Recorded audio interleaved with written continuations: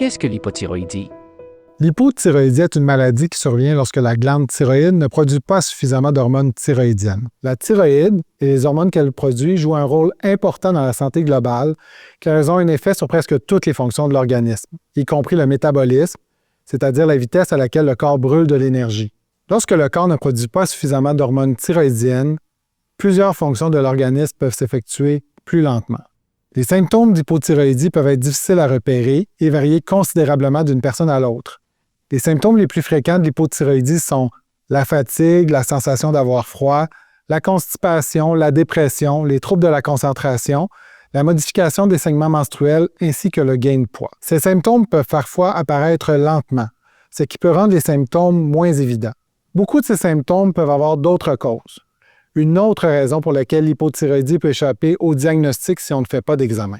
Si vous pensez présenter des symptômes d'hypothyroïdie, consultez votre médecin afin de déterminer si vous avez besoin de faire vérifier la fonction de votre thyroïde par une prise de sang, car il est possible d'obtenir un traitement si votre thyroïde ne fonctionne pas suffisamment. Comment pose-t-on le diagnostic chez une personne atteinte d'hypothyroïdie? Si votre médecin croit que vous pourriez présenter une hypothyroïdie, il commencera par vous faire passer des analyses de sang. Le premier examen est une mesure du taux de TSH ou thyréostimuline. Il s'agit d'une hormone qui est sécrétée par l'hypophyse, une glande située à la base du cerveau, et qui indique à la thyroïde de fabriquer des hormones. On peut considérer la TSH comme un genre de thermostat. S'il fait trop froid dans une pièce, on monte le thermostat.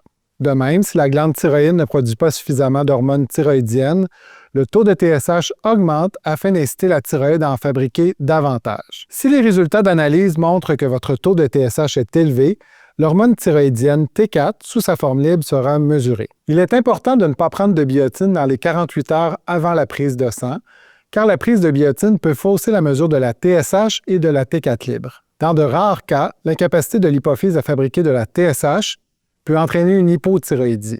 Lorsque cela se produit, les résultats des analyses de laboratoire sont différents de ce que nous avons mentionné précédemment. Votre risque de présenter une hypothyroïdie sera plus élevé si vous avez des antécédents familiaux de maladies thyroïdiennes ou une maladie auto-immune, comme le diabète de type 1 ou la maladie cœliaque. Il serait bon de mentionner ces éléments à votre médecin si vous avez des symptômes d'hypothyroïdie.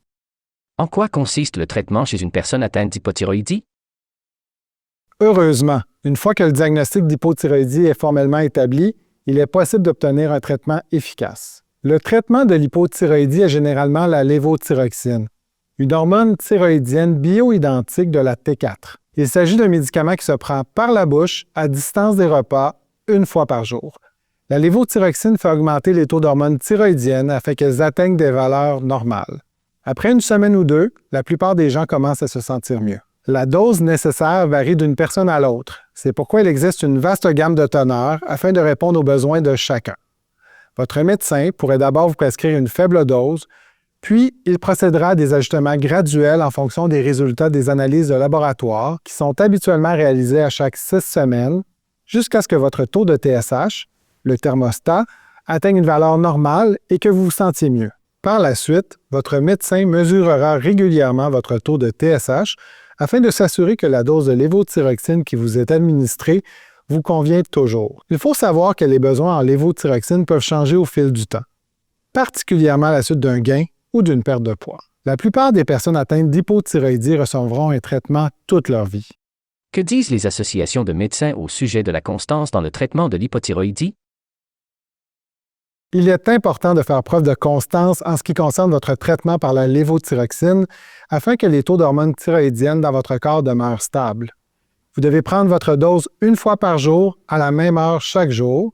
Elle doit être prise l'estomac vide, au moins 30 minutes avant le déjeuner. Les aliments et les boissons peuvent modifier l'absorption de la lévothyroxine par l'organisme. Il n'est pas recommandé de prendre le médicament avec des aliments ou des boissons. Mais si vous prenez votre dose avec des aliments ou des boissons, assurez-vous de toujours le prendre de la même façon. Il est important d'assurer la constance de la façon dont vous prenez votre lévothyroxine. Si vous utilisez d'autres médicaments, votre professionnel de la santé pourrait recommander que vous preniez la lévothyroxine 4 heures avant ou 4 heures après ces autres médicaments. Ces mesures visent à assurer une absorption constante et fiable du médicament. Ne le prenez pas avec des vitamines, surtout le calcium et le fer, ni avec d'autres médicaments susceptibles d'en modifier l'absorption.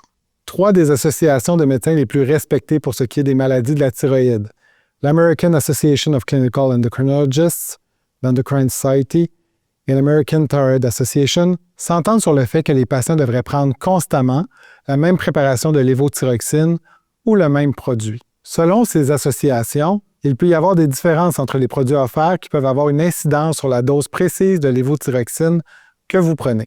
En prenant toujours le même produit, vous obtenez exactement le même médicament et la même dose d'hormones thyroïdiennes chaque fois que vous faites renouveler votre ordonnance. Si vous devez changer de produit de lévothyroxine, il sera important que votre médecin procède à une nouvelle mesure de votre taux de TSH d'1 mois à 6 semaines après le début de la prise du nouveau produit afin de vérifier si le taux d'hormones est normal. Quels sont les risques à prendre en considération lors d'un changement de lévothyroxine?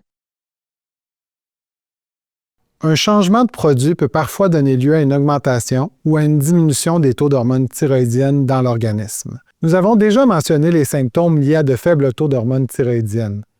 Des taux d'hormones thyroïdiennes trop élevés peuvent entraîner une intolérance à la chaleur, des palpitations, de l'anxiété, de la fatigue, des troubles du sommeil, de la diarrhée ou une perte de poids non intentionnelle. Ainsi, un changement de produit nécessite que le taux de TSH soit réévalué 4 à 6 semaines après que la personne change de médicament.